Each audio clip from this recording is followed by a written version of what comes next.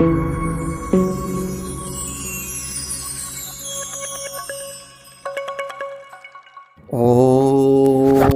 सहनाववतु सहनौ भुनक्तु सह वीर्यं करवावहै तेजस्विनावधीतमस्तु मा विद्विषावहै।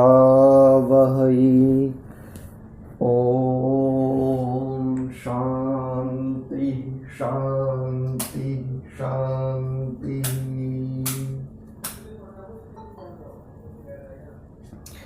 आप सभी का स्वागत है जी। नमस्ते। नमस्ते आचार्य जी। नमस्ते जी, नमस्ते। गीता स्वाध्याय की इस कक्षा में आज हमारा दूसरा अध्याय भी पूरा हो जाएगा। उसके मात्र 2 श्लोक बचे हैं, तो देख लेते हैं। कल तक हमने कक्षा में, मेरी ध्वनि ठीक है? एक बार बताएं कृपया, ध्वनि ठीक आ रही है मेरी?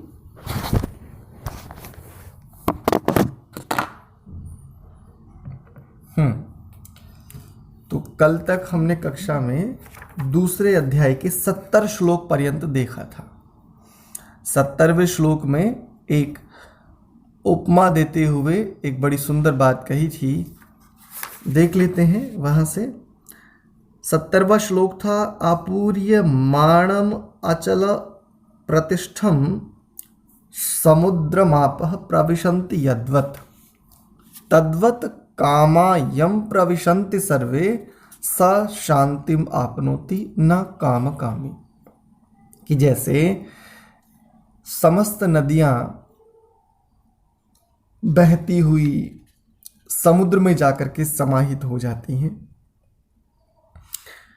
ठीक उसी प्रकार से जो व्यक्ति इंद्रिय विषयों में बहता रहता है नदियों की भांति, या जो आत्मा, जो चेतना विषय भोगों में लगा रहता है, वो भी नदी की भांति स्थिर नहीं हो पाता, वो बस बहता रहता है, बहता रहता है। यानी इसको ऐसे कहेंगे कि बस वो दौड़ रहा है और निरंतर दौड़ रहा है, बहुत तीव्र गति से दौड़ रहा है, लेकिन उसे ये नहीं पता कि मुझे क्यों दौड़ना है। ऐसी स्थिति। और कहा कि स शांतिम आपनोति न, वह ऐसा व्यक्ति शांति को प्राप्त नहीं कर सकता, स्थिरता को प्राप्त नहीं कर सकता। कौन? काम कामी, जो कामनाओं की पूर्तियों में, जो इच्छाओं को पोषित करने में, उनको पालित करने में लगा हुआ है, ऐसा व्यक्ति। 71वां श्लोक देखते हैं। विहाय कामान्यः सर्वान् पुमांश्चरति निःस्पृहः निर्ममो निरहंकारः स शांतिमधिगच्छति। शुरू के देखेंगे तो लगभग 44-45 श्लोक के बाद वहां से फिर ये प्रज्ञा पर आ गए। प्रज्ञा के बाद ये प्रज्ञा प्रतिष्ठिता, तस्य प्रज्ञा प्रतिष्ठिता इत्यादि बातें करते हुए फिर उन्होंने एक और स्थिति उठाई कि शांति, कि किसकी प्रज्ञा प्रतिष्ठित है? जो शांत है, जो स्थिर है। तो शांति और स्थिरता, इन दोनों को ये प्रज्ञा से जोड़ते गए। कहीं पर इन्होंने, जैसे इस श्लोक में इन्होंने शांति को कहा। तो देखो, एक बात इसमें हमें समझ आती है बहुत अच्छे से। शांति मिल ही तब सकती है जब स्थैर्य हो, जब स्थिरता हो। यानी यदि योग दर्शन की भाषा में कहें तो जब तक चित्त, जो प्रायः हम सभी का इसी में रहते हैं, हम सभी इसी में रहते हैं, क्षिप्त, विक्षिप्त और मूढ़, इन तीनों में हम सब की गति रहती है। हम इन तीनों में ही रहते हैं प्रायः। एकाग्र और निरुद्ध के लिए तो चूंकि अभी हमारा ज्ञान ही नहीं है उतना, अभी हमारे पास ठीक ठीक जानकारी तक नहीं है उतनी, तो प्रयत्न तो हमारा बाद में होगा। तो हम चाहे कितना भी कह लें कि हम शांत हैं, हम स्थिर हैं, है ही नहीं, बिल्कुल भी नहीं है। क्योंकि प्रायः चित्त की 5 भूमियां स्वीकार की जाती हैं, क्षिप्त, विक्षिप्त, मूढ़, एकाग्र और निरुद्ध। तो एकाग्र और निरुद्ध भूमि ही स्थिर भूमि है, और जहां स्थिरता है वहां शांति है। आइए इस श्लोक के अर्थ को भी देख लेते हैं। क्या कह रहे हैं, देखिए। विहाय कामान्यः, जिसने कामनाओं का, कामनाएं बोले तो इंद्रिय विषयों का, विषय भोगों का, उनकी जो इच्छाएं हैं, विहाय छोड़कर, सर्वान समस्त, पुमान चरति, पुरुष रहता है, चरति यानी रहता है, विचरण करता है। किस स्थिति में? निस्पृह, इच्छा रहित स्थिति में रहता है। आप ऐसे लेंगे तो यह निस्पृह, जो इच्छा रहित, जो कामना रहित हो जाता है, ऐसा। और इसके साथ एक चीज और जोड़ेंगे, जिन्होंने कामनाओं का, समस्त कामनाओं को जिन्होंने त्याग दिया है, कामना रहित हो गया है, इच्छा रहित हो गया है, ऐसा। निर्मम, ममता रहित। कहते ना, अरे तू तो बड़ा निर्मोही है। एक शब्द आता निर्ममता, मैं यहां पर स्पष्ट करना चाहूंगा। निर्ममता प्रायः हम शब्द करते हैं थोड़ी सी अधिक क्रूरता अर्थ में, किंतु यहां पर निर्मम जो शब्द है, इसको लेंगे हम मोह रहित स्थिति।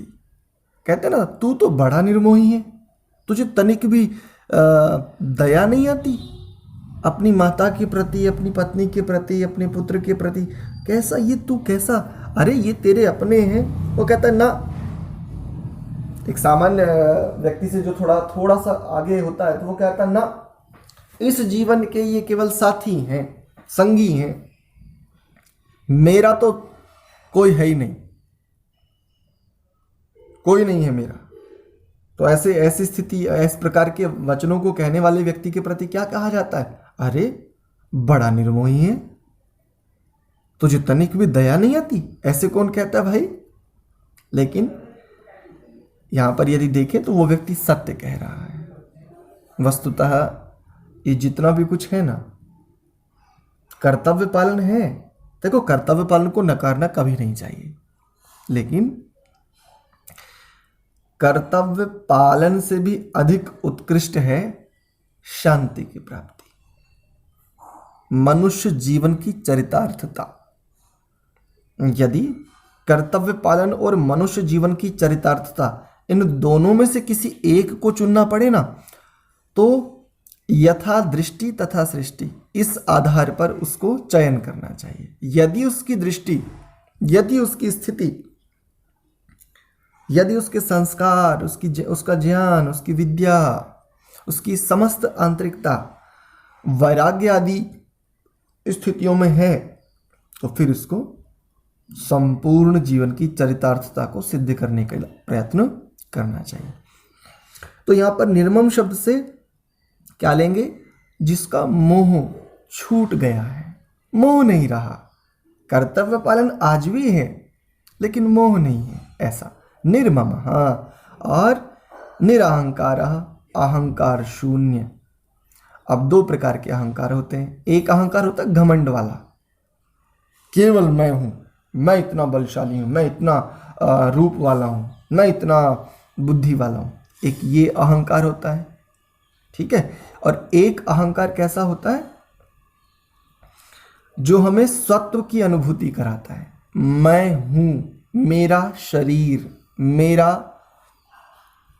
यह घर, मेरा भवन, मेरा कार्यालय, मेरा बिजनेस इत्यादि। ये जो मैं, मेरे पने की जो स्थिति को बताने वाला होता है, उसको प्रायः अहंकार, ये अंतःकरण है एक आत्मा के साथ, यानी आत्मा को उसके होने का जो बोध कराता है, वो अहंकार के कारण होता है। तो यहाँ पर क्या कहा, निरअहंकार, जो अहंकार से भी रहित हो गया है। मैं जिसका छूट गया है, मैं और मेरे की भावना जिसकी हट गई है, मेरा है और मेरे लिए है, इन दोनों में बहुत थोड़ा अंतर है। मेरा है और मेरे लिए है, यानी जो मेरे लिए है इसमें जो इसकी स्थिति आ गई है, ऐसा निरअहंकार, ऐसा अहंकार जिसका हटा है। सह शांतिम अधिगच्छति, वह व्यक्ति शांति को, स्थिरता को, स्थैर्य को प्राप्त कर सकता है, उसकी प्रज्ञा प्रतिष्ठित हो सकती है, इस रूप में कह रहे हैं। तो पूरे श्लोक का यदि अर्थ देखें, जिसने विहाय कामान्य है, जिसने इच्छाओं को छोड़कर, समस्त इच्छाओं को छोड़कर जो कैसा हो गया है, सर्वान पुमान चरति, निष्प्रियः, जो निष्प्रिय हो गया, इच्छा रहित हो गया, और निर्ममः, जो मोह रहित हो गया, ममता रहित भी कह लो। देखो माताएं हैं कई सारी, तो इनके आधार पर भी एक बात कहता हूं, ममता रहित यदि इस शब्द को भी समझना चाहें तो ममत्व तो पालन करने वाला होता है। यदि माँ के भीतर ममत्व ना हो तो फिर तो समस्या हो जाती है। ममत्व होना गलत नहीं है, ममता होना गलत नहीं है, लेकिन ममता किसके कारण होती है ये समझ लीजिए, मोह के कारण, राग के कारण। यदि माता का अपनी संतानों में मोह ना हो तो वो अपनी ममता को उस रूप में दे ही नहीं सकती। एक ये स्थिति है सामान्य रूप में, लेकिन जो माता विदुषी है, जो जानती है, जीवन के आर पार देखने की दृष्टि जिस माँ के पास है, वो ममत्व होते हुए भी वात्सल्य स्थिति में रहती है, अपनी संतानों को वात्सल्य से पोषित करती है, वहां से उनको पोषण देती है। ममता होते हुए भी वो मोहित नहीं होती, मोह से युक्त नहीं रहती, मोह रहित रहने का प्रयत्न करती रहती है। बस इतना सा अंतर है इन दोनों में।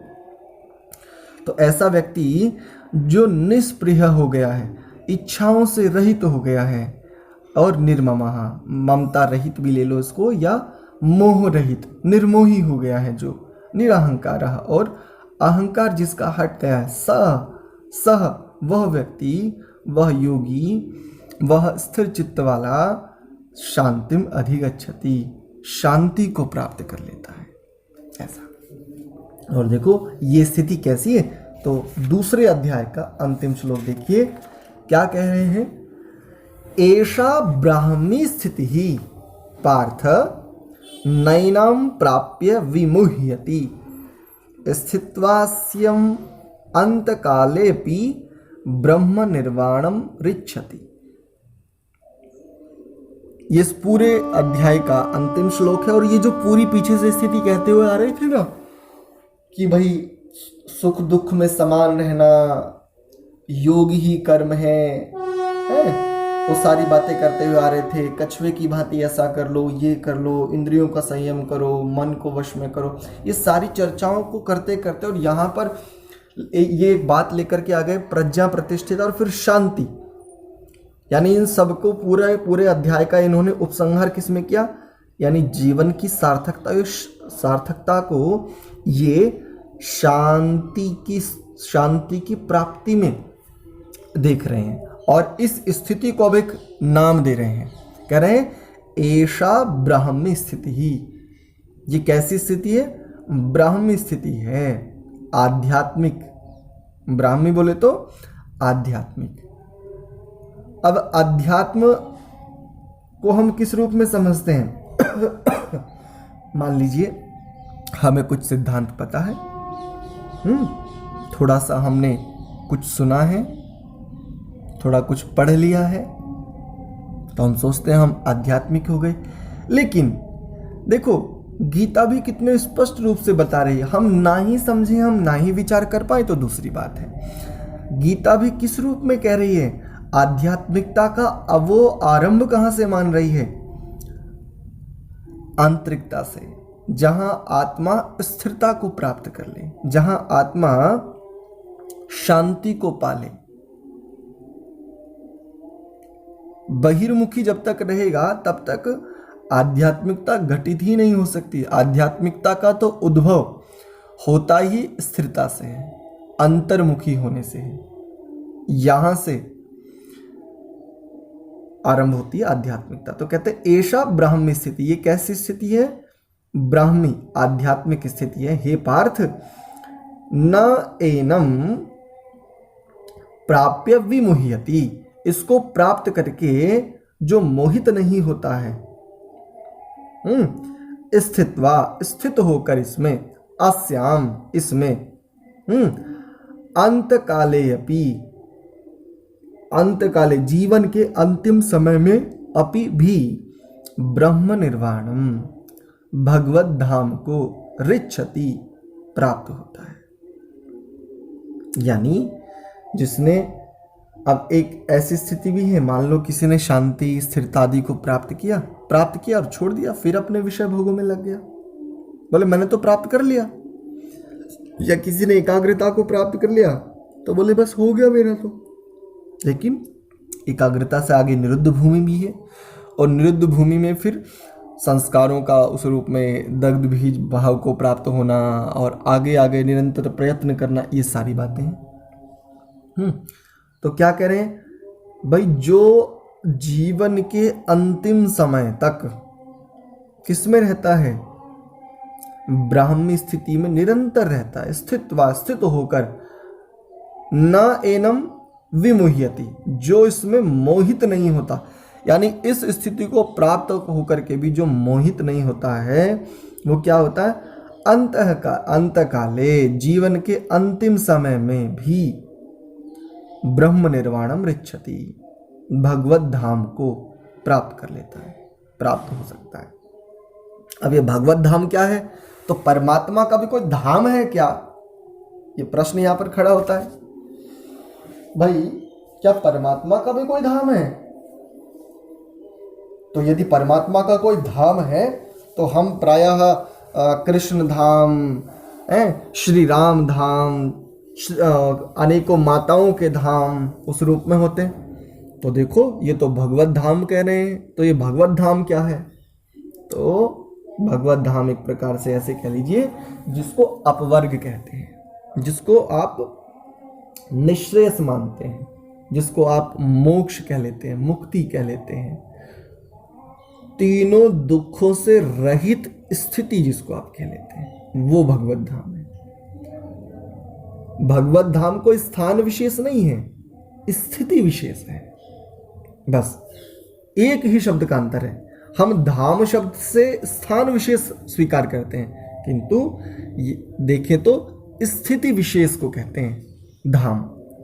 और इस बात को यदि आप देखेंगे ना तो भौतिकता में भी घटा सकते हैं। जहां वर्तमान समय में यदि देखें तो ये जो भौतिक स्तर पर कुछ भवन हैं, कुछ इस प्रकार की स्थितियां हैं जिनको हम धाम कहते हैं, चारों धाम ऐसा कहा जाता है। तो यदि इनके आधार पर भी हम देखें तो ये स्थान विशेष के कारण ऐसा नहीं है, उन स्थानों में स्थिति विशेष के कारण, वहाँ का भौगोलिक वातावरण, वहाँ का जो एक ओरा है, वहाँ के जो वायुमंडल का, वहाँ का जो एनवायरनमेंट है, वहाँ की जो कनेक्टिविटी है, वहाँ की जो फ्रीक्वेंसी है, वहाँ की स्थिति विशेष के कारण हम उसको धाम मान रहे हैं। लेकिन जिसकी बुद्धि इस रूप में नहीं देख पाती वो क्या कहता है? वो स्थान विशेष को ही धाम मानता है।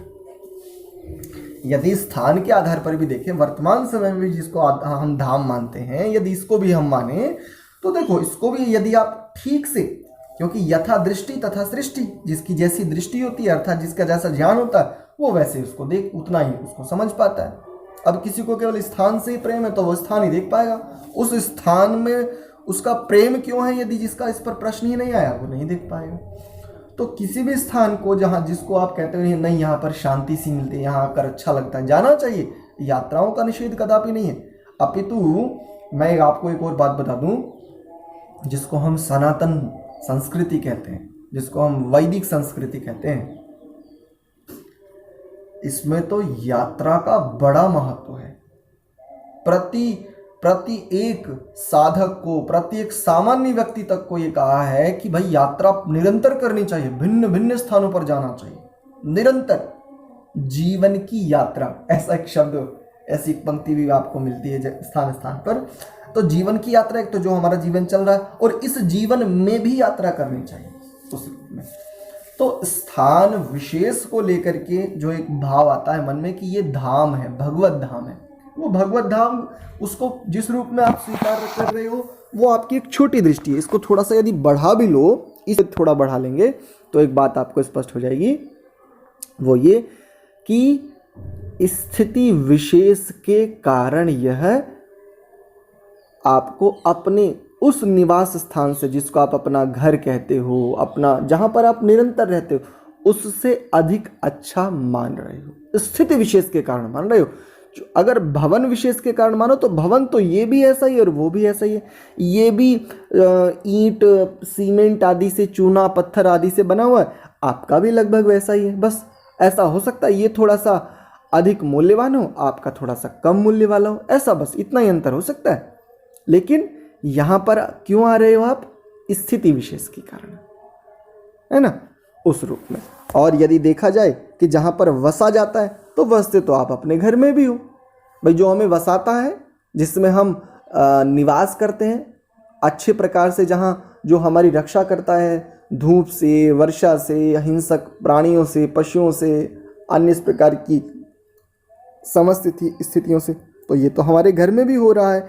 लेकिन वहाँ पर जाकर के आपको जो प्रसन्नता, उल्लास, हर्ष, वो सब मिल रहा है ना, वो वहाँ की स्थिति के कारण मिल रहा है, ये कहना चाहते हैं। तो ब्रह्म निर्वाणम रिच्छति, भगवत धाम को अर्थात भगवत स्थिति को प्राप्त कर लेता है। भगवान नहीं हो जाता, परमात्मा नहीं हो जाता। कुछ लोग ऐसा कहते हैं, मुक्ति को प्राप्त कर लिया, मुक्ति को वो प्राप्ति कहते हैं, और फिर उसको भी प्राप्ति कहने के बाद भी एक और क्या दोष लगाते हैं, परमात्मा में विलीन हो जाता है, यानी आत्मा परमात्मा में मिल जाता है, परमात्मा ही हो जाता है। ये भी गलत बात है, ये भी बिल्कुल असैद्धांतिक बात है। मुक्ति एक स्थिति है, मुक्ति कोई प्राप्ति नहीं है। सबसे पहले तो आपके पास संस्कार, वृत्ति, जो भी कुछ तामझाम है ना, जितना भी अंतःकरण रूप में, जो सूक्ष्म शरीर पर्यंत जिसको आप कहें, मैं यदि इसको ऐसे कहूं तो आत्मा के पास जो 24 तत्व है ना, इन 24 तत्वों को ठीक ठीक जान करके इन 24 तत्वों से रिक्त, बिल्कुल संपूर्ण रिक्तता, ये है अपवर्ग, निःश्रेयस, मोक्ष, मुक्ति, त्रिविध दुखों से अत्यंत निवृत्ति, ये है। और ऐसा हो जाने पर आत्मा आनंद रहित स्वतंत्र विचरण करता है, बस इतना। परमात्मा तब भी नहीं होता।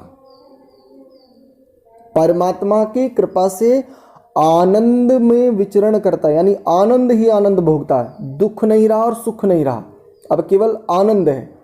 और कैसा आनंद? तो कहते हैं पूरे, यदि एक व्यक्ति का 100 वर्ष का जीवन लिया जाए और 100 वर्ष में उसने सबसे उत्तम सुख भोगे, चाहे धन के स्तर पर, रूप के स्तर पर, यौवन के स्तर पर, बुद्धि, चाहे जिसके भी स्तर पर, उसने 100 वर्ष तक सारे के सारे संसार के सबसे से उत्तम पदार्थों का भोग किया। लेकिन यदि उसने समाधि में, समाधि का सुख यदि उसने एक बार भी देख लेना, एक बार भी, एक छोटे से पल के लिए, छोटे से क्षण के लिए यदि उसको समाधि सुख मिला ना, सारे संसार के समस्त सुखों को वो तुरंत छोड़ देगा।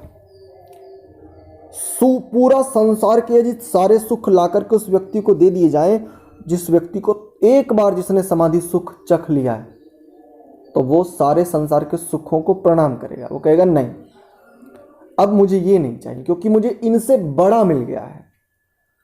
और ऐसे सुख में, ऐसे कल्याणमय स्थिति में जो निरंतर स्वतंत्रता से, बस आनंद से विचरण करता है, ऐसी स्थिति जब आत्मा की हो जाती है, ये है भगवत धाम।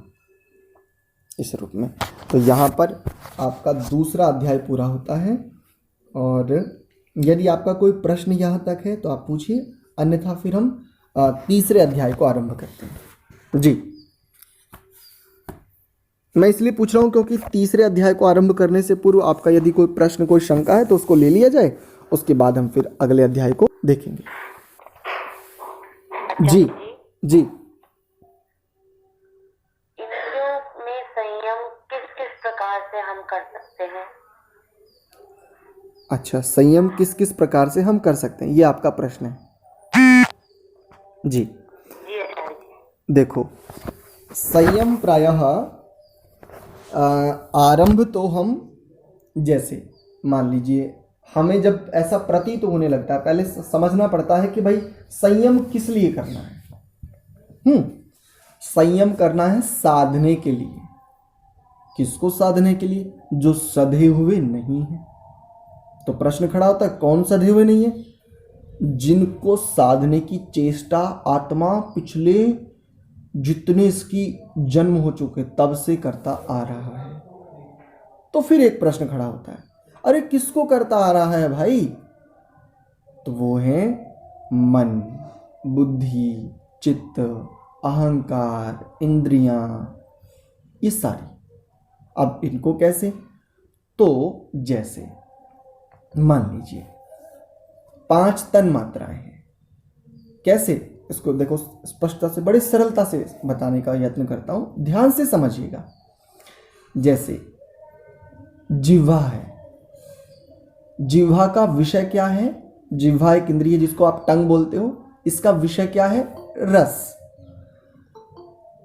जिह्वा इंद्रिय का विषय है रस, ठीक है। और ये जो रस है, ये इसको तन्मात्रा के रूप में समझना होगा। ऐसे ही जो श्रोत्र है, श्रोत्र इंद्रिय है, उसका विषय क्या है? शब्द। तो शब्द तन्मात्रा को इस रूप में समझना पड़ेगा। ऐसे ही पांचों को, इंद्रिय और इंद्रियों के विषय, इसको पहले ठीक से समझना पड़ेगा। और यहां पर एक बात, अब इसके आगे का स्टेप क्या है? आगे का स्टेप यह है कि बुद्धि पूर्वक निरंतर अभ्यास करते करते, विचार करते करते हमें ये अपने आप को ये इस स्थिति में लाना होगा कि ये जो इंद्रिय और इंद्रियों के विषय हैं, जिसमें कि मैं निरंतर लगा हुआ हूं पिछले ना जाने कितने जन्मों से यहां तक, और इस जीवन में भी यहां तक लगा हुआ हूं, इनमें स्थायी सुख नहीं है। इनमें जो सुख है, इन इंद्रिय के विषय भोगों में जो सुख है, वो स्थिर नहीं है। वो समाप्त हो जाता है, हट जाता है, कुछ समय के लिए रहता है। बस रसगुल्ला खा रहे हैं मान लीजिए, तो रसगुल्ले में रस कब तक आ रहा है? जब तक वो जिह्वा पर है। जिह्वा से जैसे जिह्वा से आगे, जैसे जिह्वा ने उसको, जिह्वा और दांतों ने उसको चबा करके जैसे ही कंठ तक पहुंचाया, अब कंठ से नीचे भी नहीं उतरा, कंठ में जाते उसका रस समाप्त हो गया। ऐसे एक एक मधुर संगीत, मधुर ध्वनि, बच्चे का वो जो बच्चे की भाव भंगिमाएं होती हैं, उसका एक नटखटपना होता है, उसको देख करके जो सुख ले रहा है, यानी ध्वनि से जो सुख मिल रहा है, श्रोत्रेंद्रिय के द्वारा जो शब्द जो तन्मात्रा है, उसको देखे कि शब्द में एक, मान लीजिए एक भजन है, एक गीत है, एक कोई धुन है, कोई ध्वनि है, कोई कोलाहल है जो मुझे बहुत प्रिय लग रहा है, लेकिन उसको ध्यान से देखिए कितने बार, कितने समय तक निरंतर प्रिय लगता है। एक स्थिति ऐसी आती है जब आपको कुछ और दूसरा, जब आप ये ढूंढने लगते हैं, नहीं अब कुछ और नया ढूंढते हैं, तो यहां से आपको ये बात पकड़ में आती है कि इसका मतलब ये जो मधुर ध्वनि थी ना, जिसको लेकर के मैं कहता ये मेरा फेवरेट है, ये मेरा बिल्कुल टॉप मोस्ट फेवरेट है, वहां पर भी आपको जो अरुचि हो रही है, यहां से सिद्ध होता है कि ये जो श्रोत्रेंद्रिय के द्वारा जिस आप मधुर ध्वनि को, जिस भी वॉइस को, जिस फ्रीक्वेंसी को आप, जिससे आप कनेक्ट हो रहे थे, ये भी स्थिर नहीं है। इसमें भी जो सुख है वो स्थायी नहीं है।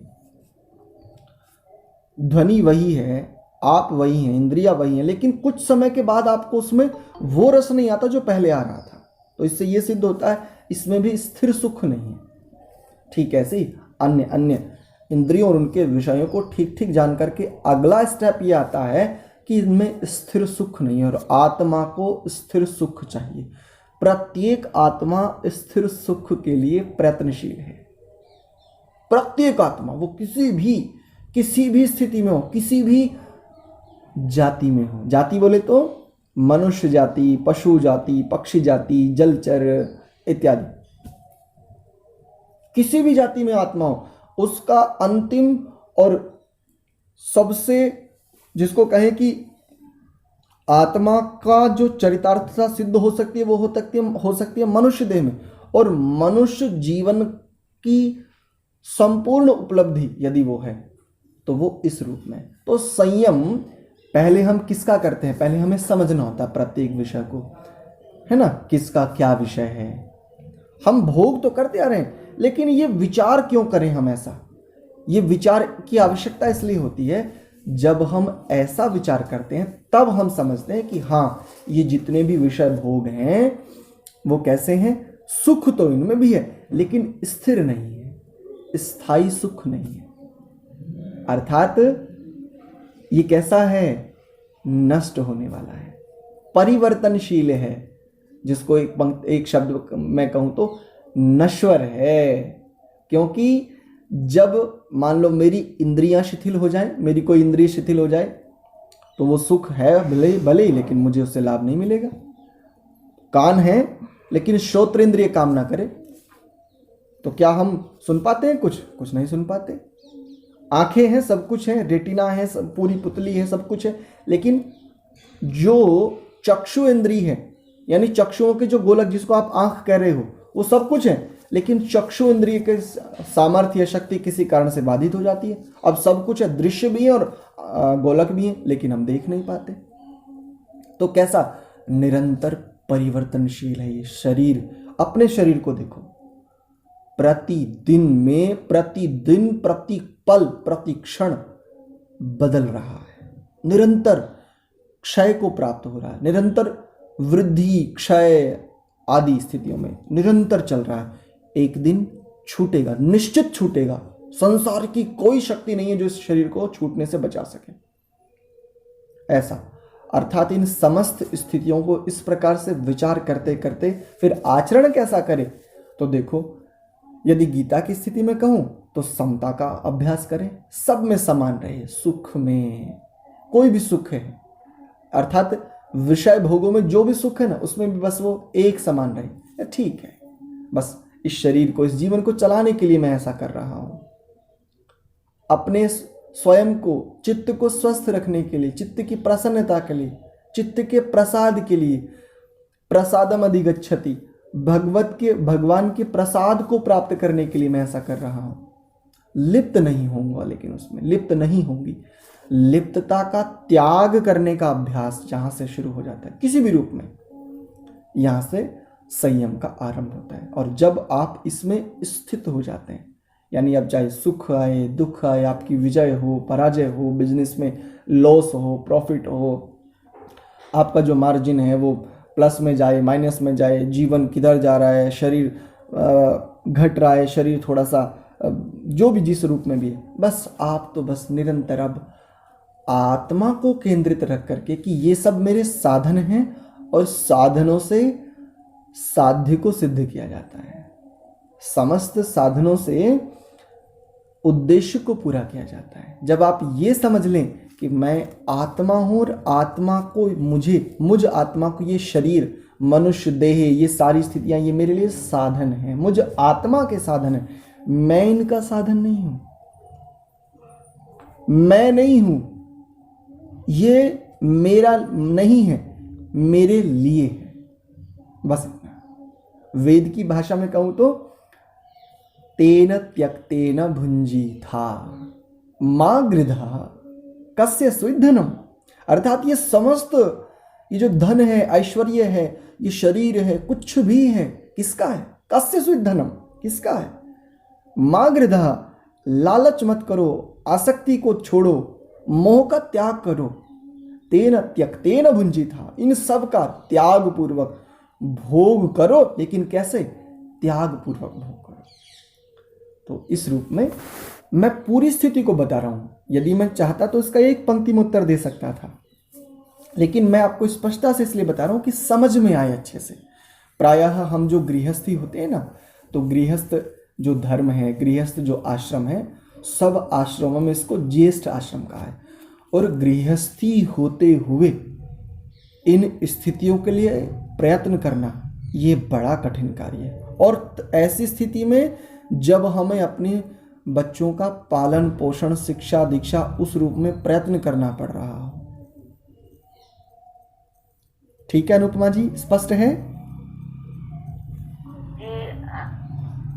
जी जी, असल में मेरे को बहुत अच्छी एकाग्रता मुझे मिल रही थी संध्या में, और मैं अच्छा कर रही थी।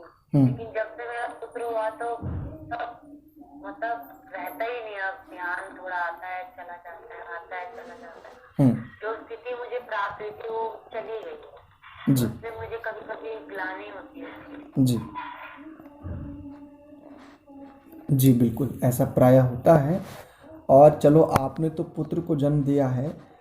यदि मैं आपके साथ अपनी स्थिति को कहूँ तो जब से हम गृहस्थ में आए, गृहस्थ में आने से भी कुछ दिनों पूर्व, क्योंकि गृहस्थ में आए इसलिए थे कि हम वैराग्य आदि की स्थितियाँ हमारी कम होने लगी थी। तो जब वैराग्य ही नहीं रहा तो स्थितियाँ जब अलग हो जाते तो इससे अच्छा कि फिर गृहस्थ में चलते हैं। बहुत अच्छी स्थिति को हमने भी पाया। गुरुकुल जब पतंजलि में हम पढ़ते थे, वहाँ पर बहुत उच्च स्थिति को हमने प्राप्त किया था। बिल्कुल सत्य कह रहे हैं।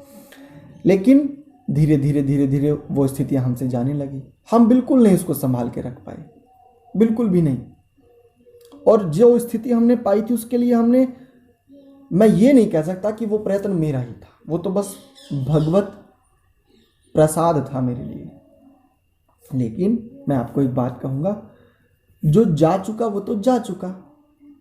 और जानी लोग तो न जाने वाले का शोक करते हैं, और जो अभी नहीं गया ना उसका शोक करते हैं। पीछे हम गीता स्वाध्याय में देखते आ रहे हैं ना, ज्ञानी जिनकी शैली ज्ञानियों की है, वो ना तो जाने वाले का शोक करते हैं और ना जो अभी नहीं गया उसका शोक करते हैं। वो कैसे रहते हैं? उनके लिए तो कैसा है, बिल्कुल एक, ठीक है चला गया, जो चला गया चला गया। तो अब क्या करें? प्रश्न खड़ा होता है, तो फिर अब क्या करें? जो चला गया तो क्या मतलब अब बस खत्म कहानी?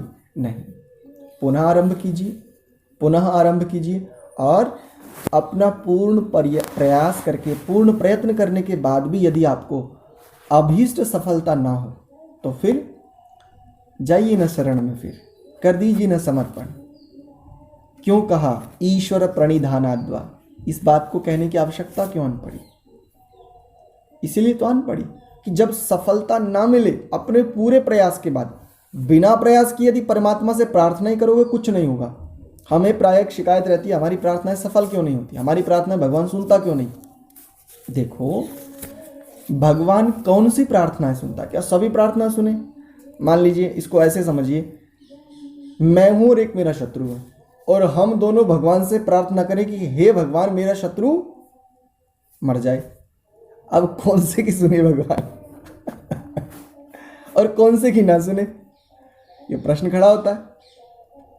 अच्छा, एक कहता नहीं, मैंने तो सच्चे मन से प्रार्थना की थी तब भी देखो मेरा शत्रु नहीं मरा। तो जो आपका शत्रु वो भी तो इस बात को कह सकता है कि मैंने भी तो सच्चे मन से प्रार्थना की थी। ये प्रश्न आ सकता है। तो सारी प्रार्थना क्यों नहीं सुनता? अपने पूर्ण परिश्रम, पूरा जितना सामर्थ्य सारा झोंक दिया आपने, बिल्कुल निष्ठा से, जिसको कहूं ईमानदारी से, बिल्कुल सच्चाई से, उस कर्म में आपके पास जितना सामर्थ्य पूरा झोंक दिया आपने, और फिर भी वो उतनी सफलता आपको नहीं मिली जितनी कि आप चाहते थे। तो यहां पर एक दो बातें कहूंगा। जो चाहते थे वो यदि नहीं मिला तो ईश्वर प्रणिधान में जाइए, ईश्वर को समर्पित कर दीजिए। अब जाइए उसकी शरण में कि परमात्मा, पूरा जितना तूने सामर्थ्य दिया था पूरा प्रयास कर लिया, अब चाहे राजी हैं हम उसी में जिसमें तेरी रजा है। सारे जहां के मालिक तेरा ही आसरा है।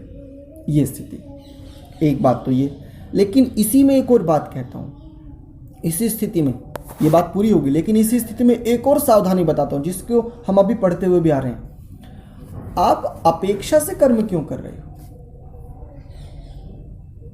जब आप अपेक्षा से कर्म करते हो, जब आप किसी कामना से कर्म करते हो, अर्थात इसको ऐसे समझिए, सकाम कर्म यदि करोगे दुख तो होगा ही होगा। फल की इच्छा को ध्यान में रख करके यदि कर्म करोगे तो स्थिति आएंगी ही नहीं। फल की इच्छा का त्याग योग है, और ज्ञानी फल की इच्छा का त्याग करते हुए उसमें लिप्त नहीं रहता। कैसे? जैसे कमल का पत्ता देखा आपने? कमल का पत्ता जल में रहता, बिल्कुल जल से चिपका हुआ रहता, लेकिन जल से पृथक रहता है। ऐसी स्थिति। अब जब ऐसी स्थिति में रहोगे तो जो प्राप्त हो रहा है वो भी, और जो अभी प्राप्त नहीं हो रहा है तो उसके लिए आप विचलित नहीं होगे। परमात्मा की शरण में तो तब भी जाइए, लेकिन विचलित नहीं होगे यदि आप अपेक्षा से सकाम फल की इच्छा को दृष्टि में रख करके जो कर्म कर रहे हो इस रूप में, तो ये आ जाएगा, पुनः आ जाएगा। और चिंता मत कीजिए, यदि कोई स्त्री यदि पुत्र को जन्म दे, संतान को यदि जन्म दे, तो देखो इस जीवन में आपने अपने इस धर्म को सार्थक कर लिया। स्त्री का, किसी भी स्त्री का जीवन तब सार्थक है जब वो पुत्र और पुत्रियों को जन्म दे। तो आपने अपनी इन स्थितियों को सार्थक कर लिया, चिंता मत कीजिए। रहा प्रश्न स्थितियों की प्राप्ति का, तो फिर से आरंभ कर लीजिए, क्यों चिंता करती हो? शैली तो है ना जानियो जैसी, हम सब अर्जुन ही तो हैं। बस स्थितियों से कहीं ना कहीं हम हताश हो गए, निराश हो गए, कोई ऐसे आवेग, संवेग, उद्वेग आए कि हम थोड़े से अपने गांडीव को, अर्थात प्रयत्न रूपी, पुरुषार्थ रूपी गांडीव को हमने रख दिया, वो याद छूट गया वो हमारे हाथ से। तो पुनः उठ खड़े होइए। स्वाध्याय या सत्य का संग, जिसको आप सत्संग कहते हो, विद्वानों से उस रूप में उनसे जो हम आशीर्वाद आदि लेते हैं, उनके जो वचनों को हम सुनते हैं, वो सब ये किस लिए है? इसलिए। ठीक है जी, बहुत बहुत धन्यवाद आचार्य जी। चलिए कोई बात नहीं। अन्य किसी का कोई प्रश्न है या तीसरा अध्याय आरंभ करें? जी जी। मेरा हम ये कहना चाहते हैं कि आप बहुत अच्छी तरह से समझाते हैं, बहुत अच्छी तरह से बताते हैं जी सारी बातें। जी। आपके समझाने के ढंग से जीवन में काफी परिवर्तन आया है, और शायद से पूरी गीता जी सुनने के बाद में जीवन में पूरा परिवर्तन आ जाए, बस हम सब यही चाहते हैं। चलिए, मैं तो बस एक पंक्ति कहूँगा, यदि आपके जीवन में सार्थक परिवर्तन आए किसी भी प्रयास से, मेरा हो या आपका, तो मेरे लिए बस ये इतना पर्याप्त है, मेरे लिए प्रसाद है ये। यदि मैं प्रयास करूँ आप ना करें तो मेरा प्रयास करना सार्थक ही नहीं हुआ, और यदि मैं भी प्रयास करूँ और आप भी उस प्रयास से लाभ ले रहे हैं, तो देखो ना, आपका तो ये उपकार हुआ मेरे ऊपर कि मेरे प्रयास को आप सार्थक कर रहे हो। और यदि सार्थक हो जाता है तो मेरे लिए प्रसाद है कि कुछ आत्माओं को, कुछ चेतनाओं को, कुछ माताओं को, कुछ पिताओं को, कुछ अग्रजों को, कुछ अनुजों को, कुछ अनुजाओं को हमने अपनी ओर से कुछ लाभ देने का प्रयास किया, तो ठीक है उतने अंशों में। जी। मीना माता जी ने अनम्यूट किया है, आपका भी कोई प्रश्न है क्या? नहीं जी। अच्छा ठीक है, तो म्यूट कर लीजिए। ठीक है, तो हम तीसरे अध्याय को आरंभ करते हैं।